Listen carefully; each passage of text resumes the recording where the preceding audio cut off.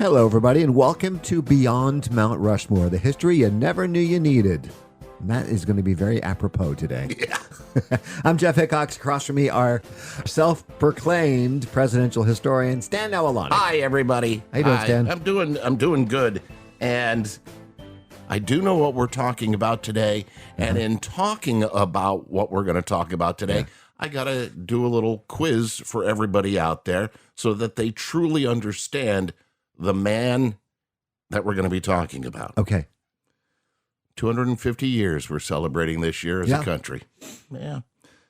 45 men have held the office of President of the United States. Of them, 8 vice presidents became president because of the death of a sitting president, one way or the other. Assassination, death while in office, a heart attack, your wife kills you like Harding. We've covered most, if not all of them. A lot of it. Yeah. 4 of these individuals, of the 8 who became president, 4 of the individuals successfully convinced the American public that they were granted their own term as president. In other words, they completed the dead president's term, ran for election, and won their own election. 4 of the 8. All right. They were Theodore Roosevelt, Calvin Coolidge, Harry Truman, Lyndon Johnson. There were 4 vice presidents that were either denied the party's nomination or they chose not to run and or lose the general election. Okay. And they were John Tyler, Millard Fillmore, Andrew Johnson, and Chester A. Arthur. There is, in our 250-year history, one man who doesn't fit either one of those. One former president of the United States who was neither elected vice president or president. His name, Gerald R. Ford. Wow. Our 38th president of the United States, president from August 9th, 1974, until January 20th, 1977. In fact, think about this because we're going to be talking about Gerald Ford. Right. In fact, Ford holds the distinction of being the only unelected president to lose a presidential election as an incumbent. Let that sink in. He was not elected. No. That's for sure. And that's And the our president topic didn't today. die. No. In other words, when he did try to run to be president of the United States, he lost. He was denied. Yep.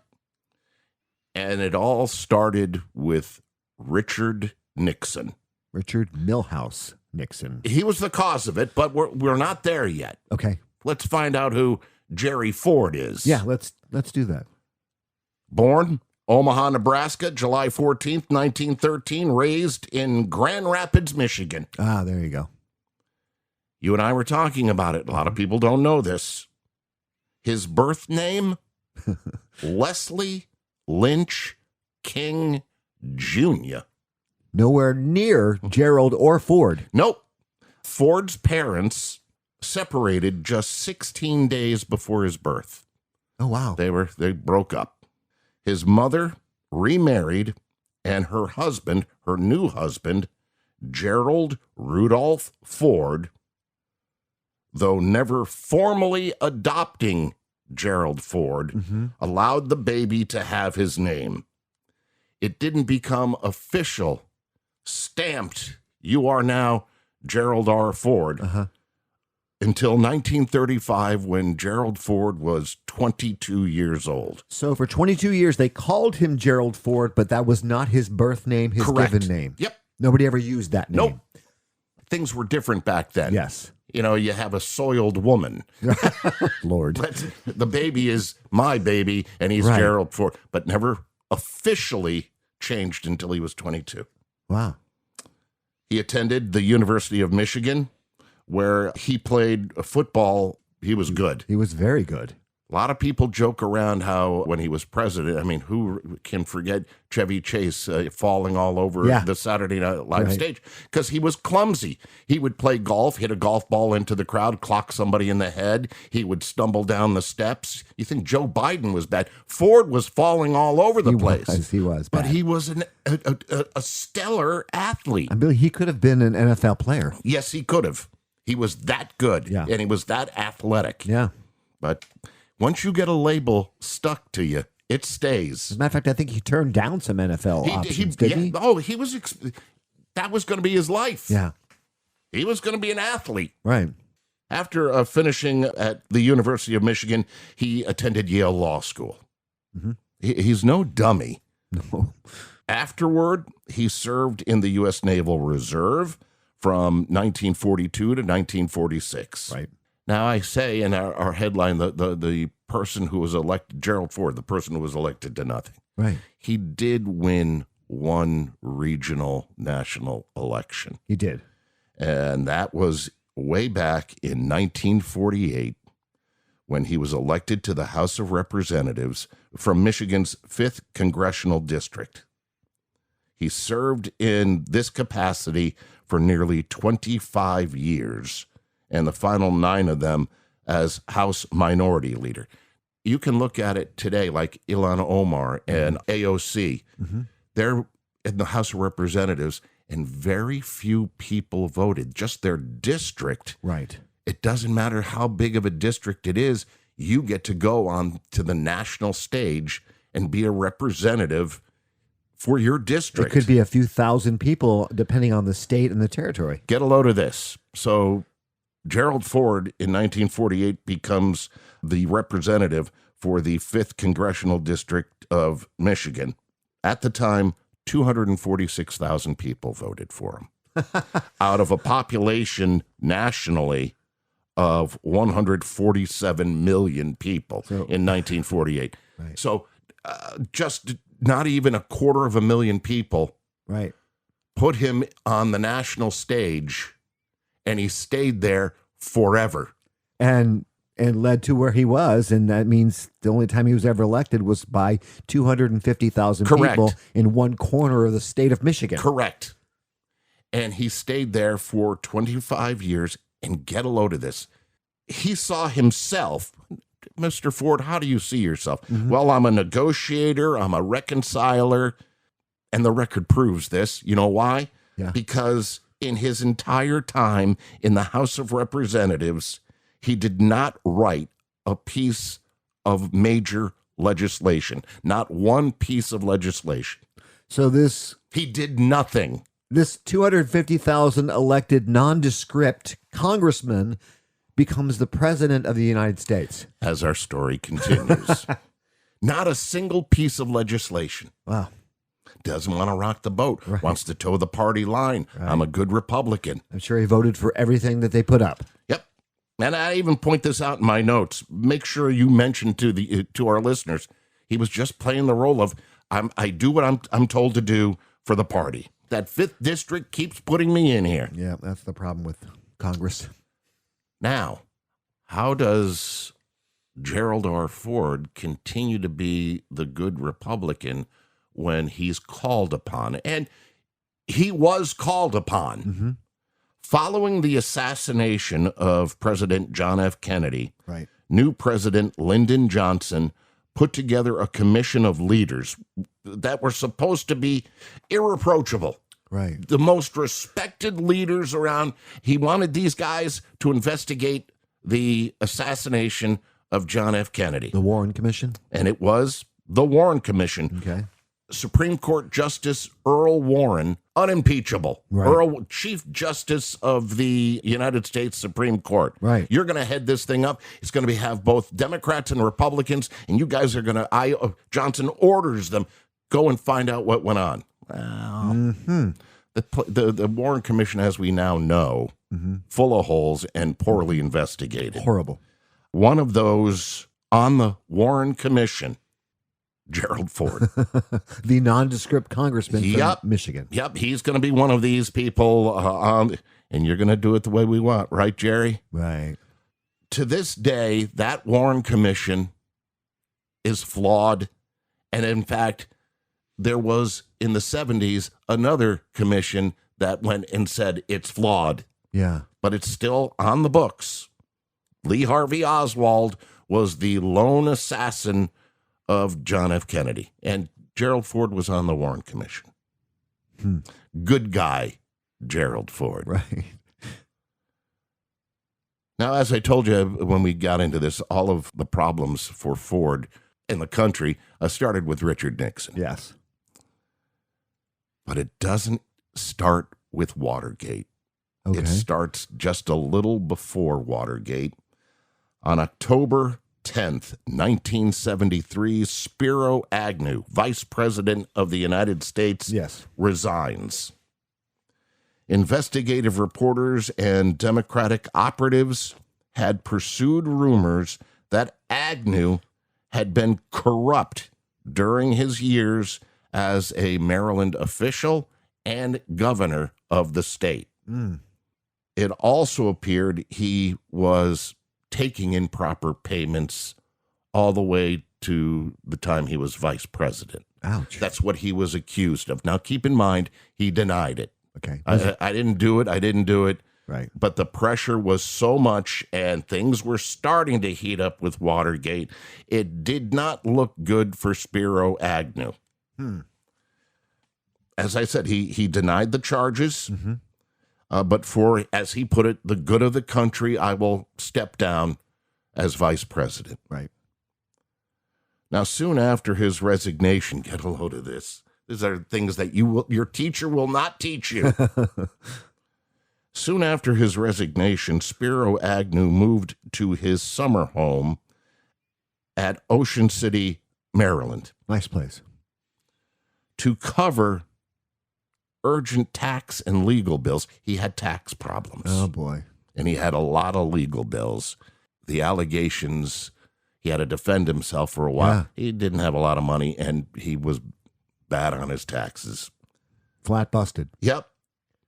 Even living expenses got tough for Spiro Agnew. So what did he do? What did he do? He borrowed $200,000 in 1973, the equivalent of $1.45 million today, Okay. from his friend, Oh, boy. Frank Sinatra. Frank Sinatra, who was connected. Lord. Yeah. So Agnew leaves. He's broke, Yeah. and I need some help. And who comes to his aid but Frank Sinatra? Frank Sinatra. Yeah. Wonder where he got the money. Again, I've told you before, let's not chat too much about it. We'll move past that. According to the New York Times, Nixon had to figure out, what do I do now? I lost my vice president. And he sought the advice from senior congressional leaders about a replacement. The advice he got from all these senior leaders was, let's play it safe. You have no choice but to pick Gerald Ford. What? He's never written any legislation to He go hasn't done against anything. him. He follows the party line. He's been in the House of Representatives forever. You pick him. Yeah. Because that's not, nobody's going to object to that. Correct. And when I give you the numbers that he got appointed vice president. Yeah. When we look at the partisan politics we have now, where the entire Republican or the entire Democratic group of Congress will vote against something. Right. It didn't exist like that then. Oh, it's terrible. Ford was nominated to take Agnew's position on October 12th, the first time the vice presidential vacancy provision of the 25th Amendment had been implemented. So this is the first time that had been implemented for a vice president. In the entire history of the country. Wow. And by that time, we were coming to the bicentennial, 200 years. Right, we were. The United States Senate, Gerald Ford, Republican, got to fill the role left by Agnew. Nixon nominates him. The United States Senate confirmed him 92-3. Oh, wow. On November 27th. On December 6th, the House confirmed Ford by a vote of 387 to 35. So literally nobody objected. Not really. Very small amounts. Very small. Ford took the office just before, and as I pointed you, this is 1973. Things started hitting the fan with Watergate, end of 73 and into 74. Right. So things were heating up. And as the Fords, Gerald and Betty, were still in the process of moving to the Naval Observatory, which is where the vice president's house is. Right. He was called to meet up with White House Chief of Staff Alexander Haig. Ooh. Haig called him up and said, "We got to talk." And according to Ford's own biography, he said Haig came in and said there would be a new Watergate tape released on Monday. Oh, boy. And the evidence in there is devastating. There would probably either be an impeachment or a resignation. He said that Haig went on to tell him, "I'm just warning you that you've got to be prepared, that things might change dramatically and you could become president." Wait, what? Gerald Ford said he turned to his wife, Betty, and said, "I don't think we're ever going to be living in the vice president's mansion." Wow. Nixon resigned. This is happening fast. Yes, it's really fast. Yeah. Nixon resigned on August 9th, 1974. Ford automatically assumed the presidency, taking the oath of office in the East Room of the White House. This was a guy who did not bring forth any legislation while he was representing a small district in Michigan for 20-some-odd years. 250,000 people voted for him, and now he's the president of the United States of America. Correct. This made Gerald Ford the only person to become the nation's chief executive without being elected to the presidency or the vice presidency. Less than 1 month later, Gerald Ford pardoned Richard Nixon. I remember. I, Gerald R. Ford, President of the United States, pursuant to the pardon power conferred upon me by Article 2, Section 2 of the Constitution, have granted, and by these presents do grant, a full, free, and absolute pardon unto Richard Nixon for all offenses against the United States which he, Richard Nixon, has committed or may have committed or taken part in during the period from July 20, 1969 through August 9, 1974. That was the entire time that he was president. Right, I was going to say that's the presidency, basically. Ford's approval rating after doing that dropped in 1 day. 21%. Whew. They were not happy. The American people were upset that Nixon betrayed them. Yeah. And they wanted Ford to go after him. But Ford, don't you get the picture by now? Good guy, Jerry Ford. Was there a secret handshake there? Of course. I'm not saying this there happens, is. I need you to do this. He was a toe-the-line Republican. Gotcha. And so the old book of secrets and the behind-the-curtain government, do what you're supposed to. You did what you were supposed to with the Warren Commission. You did what you were supposed to when we asked you to fill Agnew's shoes. Yeah.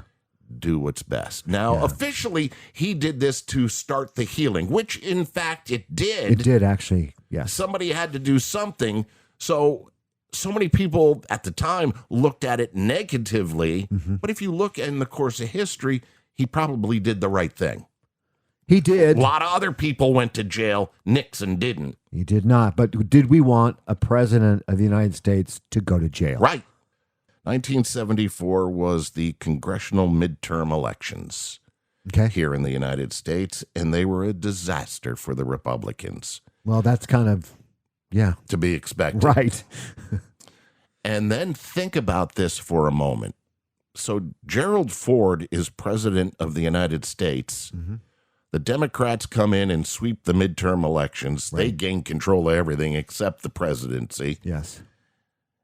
What at that point in time, many of you were not alive then. Jeff and I remember it because we were young teenagers. Yeah, I was very young. I was 12, yeah. What was going on in the country?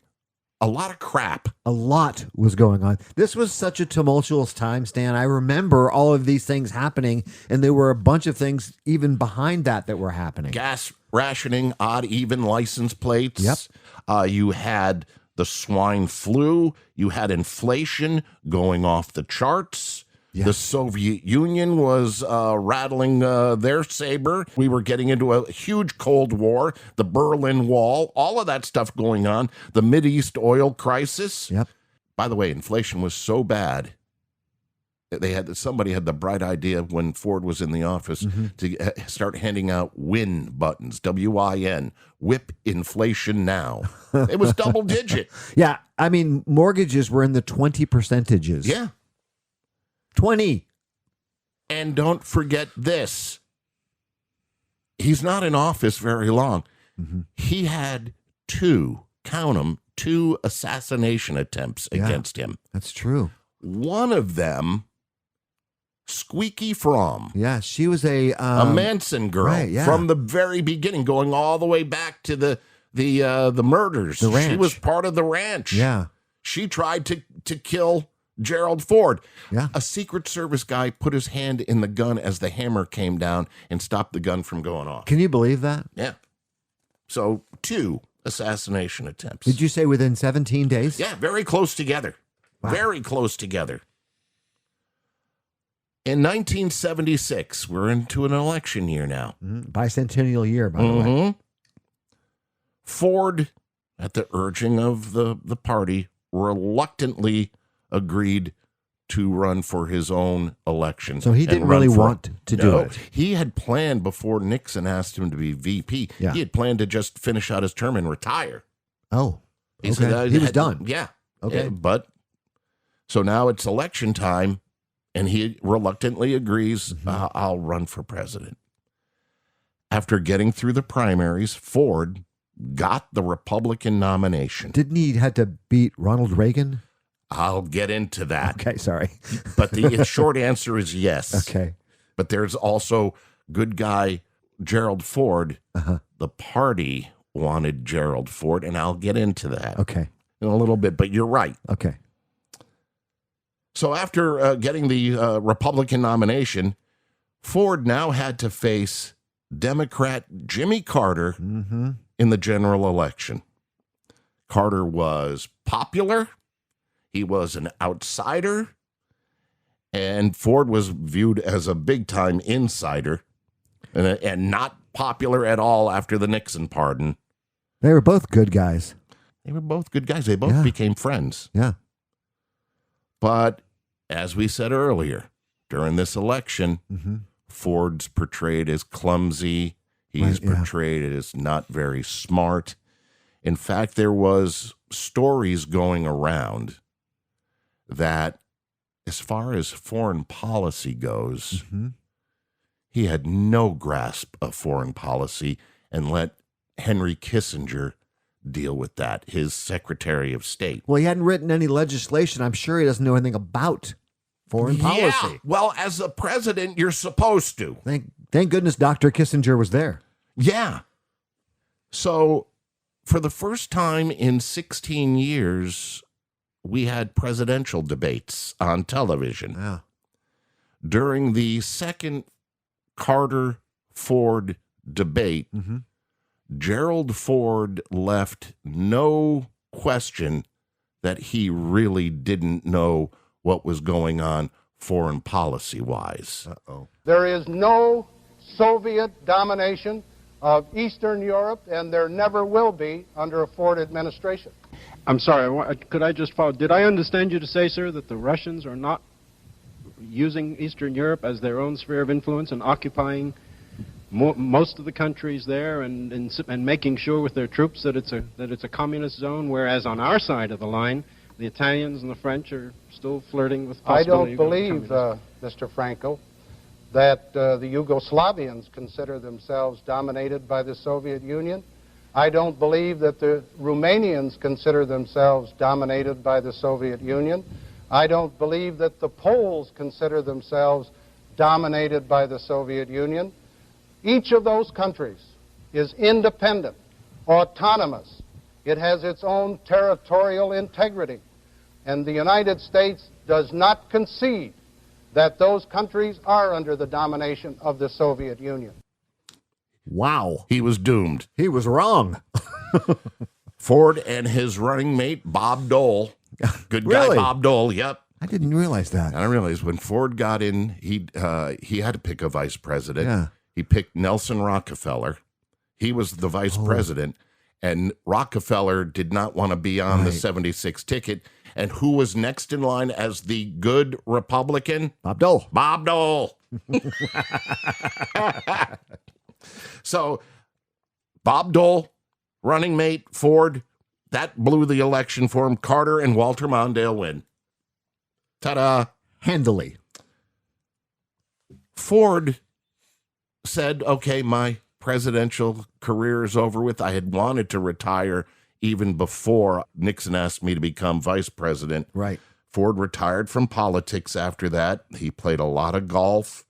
And quickly, because again, he was no dummy, he became an elder statesman. I mean, he knew what was going on. He made a huge blunder in the debates, He did. but he was not a dumb guy and became an elder statesman and was well known for hitting people with golf balls, playing golf. He was. Power players in the Republican Party loved Gerald Ford. And I've said it must be 4 or 5 times already, because he was a party guy. I'll do what you need me to do. Yeah. And so the power players in the Republican Party loved him.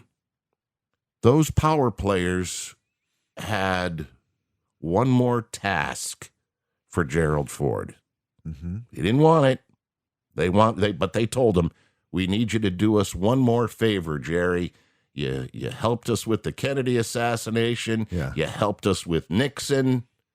Now, we need you to do one more thing. And Ronald Reagan was on the verge of getting the Republican nomination for president in 1980.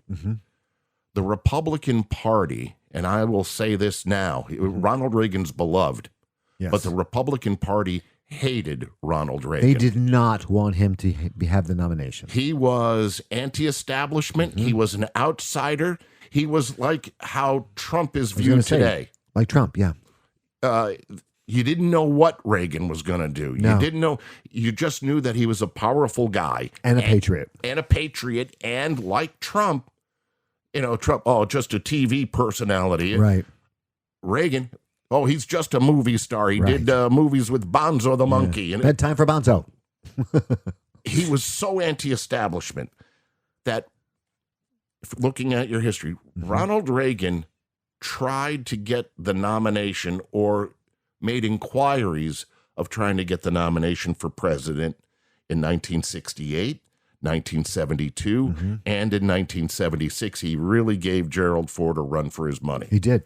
The establishment did not want Ronald Reagan. No. 1980 is here, and Ronald Reagan is trying again, and the country is in such rotten shape. Yeah. We have the hostage situation in Iran, and he was talking strong, and we needed a strong leader. Yeah, this is when I enlisted in the military. America wanted Ronald Reagan. Yes. The power players, and we discussed this in a previous episode, the power players came to Reagan and said, we're not going to fight it, but you got to take on Gerald Ford to be your running mate. Make sure you don't step out of line. Gerald Ford again. Yeah, they wanted Ford to do one more favor for him. Yeah. Will you make Gerald Ford your running mate, and we'll let you become president of the United States in 1980? Not give you any problems, because we'll have Jerry Ford keeping an eye on you. Right. Reagan Yeah. at first said, okay, you want Ford? Because he didn't view Ford as that big of a problem. Right. You want? No, you don't understand, Ronald. Mm-hmm. He's going to be your vice president, but he's pretty much going to be your co-president. He's going to be able to be in that Oval Office, making decisions, make sure you don't get out of line, step out of line.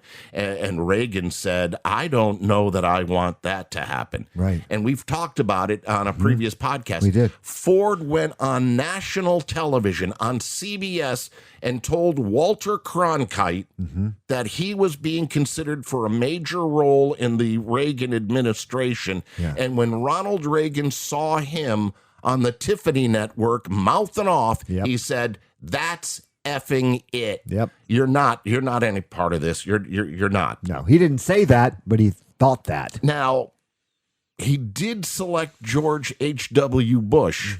This is another guy who carried around the Book of Secrets. He was the head of the CIA. Right. But much less controversy than having a former president who was pardoned another president who was elected to nothing, right, be your co-president because we don't like you?